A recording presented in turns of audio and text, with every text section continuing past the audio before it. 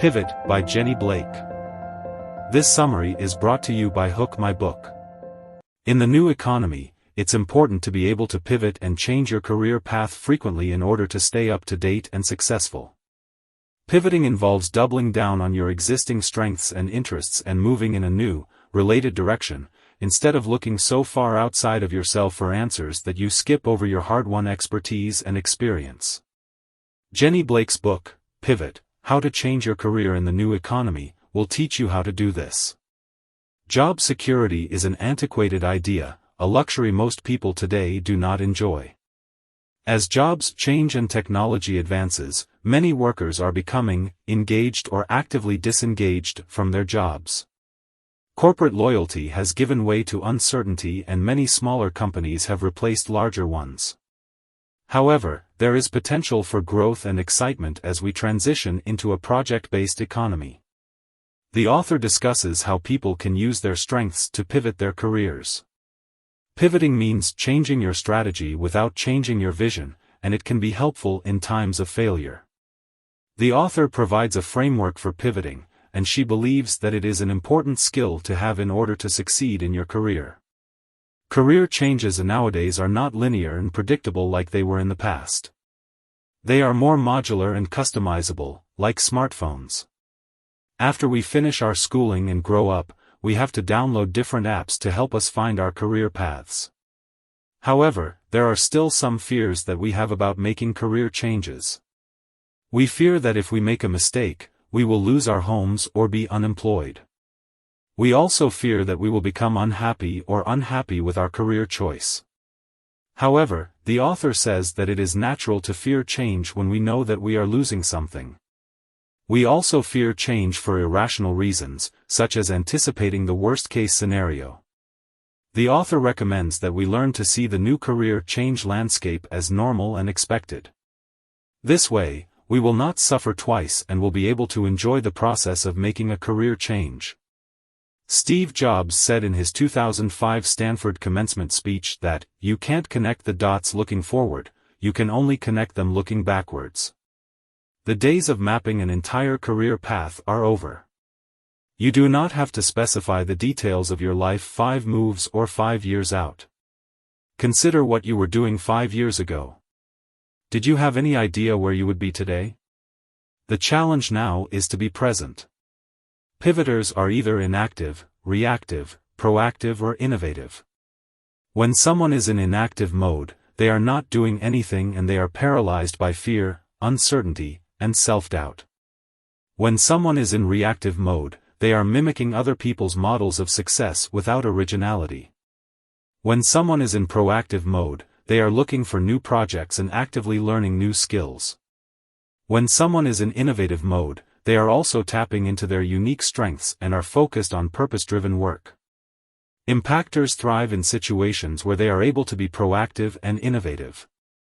When they find themselves in inactive or reactive mode, they look to pivot again toward a new, more engaging opportunity. The pivot method has 4 stages. In the plant stage, you create a foundation from your values, strengths, and interests. In the scan stage, you research new and related skills. In the pilot stage, you test your new direction. These 3 stages will take you 80 to 90% towards your goal. And in the launch stage, you pull the trigger on the remaining 10 to 20%. Plant. The primary goal of the plant stage is grounding.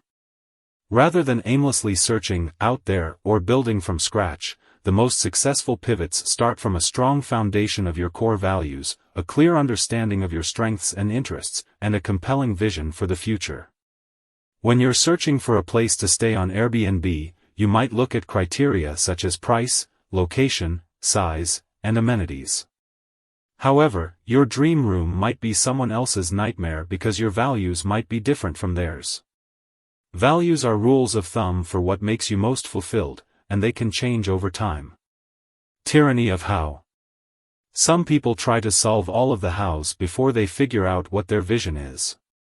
This can be a mistake because it can cause anxiety and stress. The solution is to feed your vision, not your fear.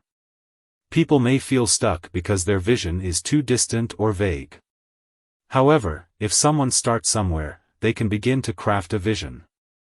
A vision can start with a sweeping exploration, one as broad as how you want to feel 1 year from now. After coming up with broad vision statements, continue to shape what each item might look like 1 year from now. For example, what kind of work are you doing? What impact are you having? How much are you earning? Where are you living?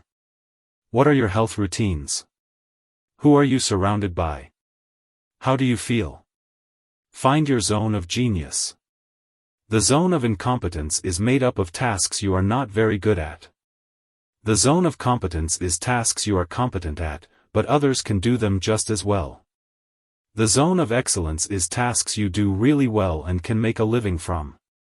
The zone of genius is tasks you are uniquely suited for and that draw on your special gifts and strengths.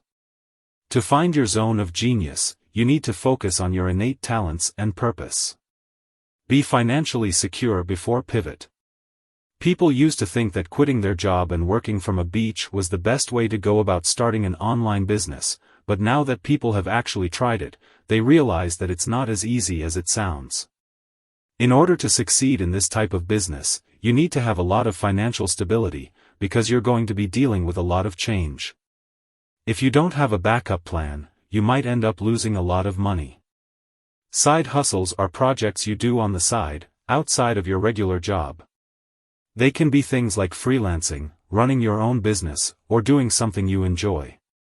To be a successful side hustle, it needs to have a monetary return, market reach, and enjoyment. Side hustles can also help you learn new skills that are useful in your career. Scan. In the scan stage, you will start looking for people, skills, and opportunities to help you get there. In order to be successful, a person must find someone you admire and have a one-off conversation with them. Finding a mentor is crucial in this stage. The author discusses how technological innovation is happening at an exponential rate, and that we don't know exactly what skills will be needed to complement technology in the future. She goes on to say that in order to be successful in the future, we need to learn how to learn. Pilot. The goal of the pilot phase is to generate ideas and test them so that you can make informed decisions about what to do next. After identifying potential opportunities and ideas in the scan stage, you will likely have several hypotheses about what to pursue.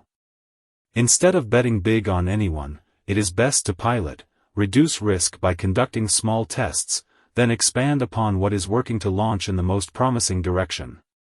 Piloting is important because it gets your momentum snowball started.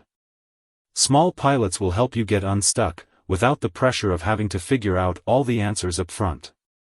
In the Lean Startup, Eric Ries popularized the concept of the minimum viable product. This is a product that helps entrepreneurs start the process of learning as quickly as possible, without necessarily creating the smallest possible product. When it comes to product development, the message is to not delay a launch by months or years so you can craft every last immaculate detail behind the scenes. Instead, form an educated guess and test it sooner rather than later with your target audience. Launch. The launch stage is when you make the big decision that completes your pivot. These decisions do not have a guaranteed successful outcome, though you will have reduced risk throughout the pilot stage. Few key points in this stage. It is important to have clarity about what you want to achieve in your launch. There are certain criteria that you should consider when deciding to launch, such as when you are making progress and whether the business is profitable. Some of the most important factors to consider when deciding when to launch a business are financial benchmarks, date-based timing, and progress milestones.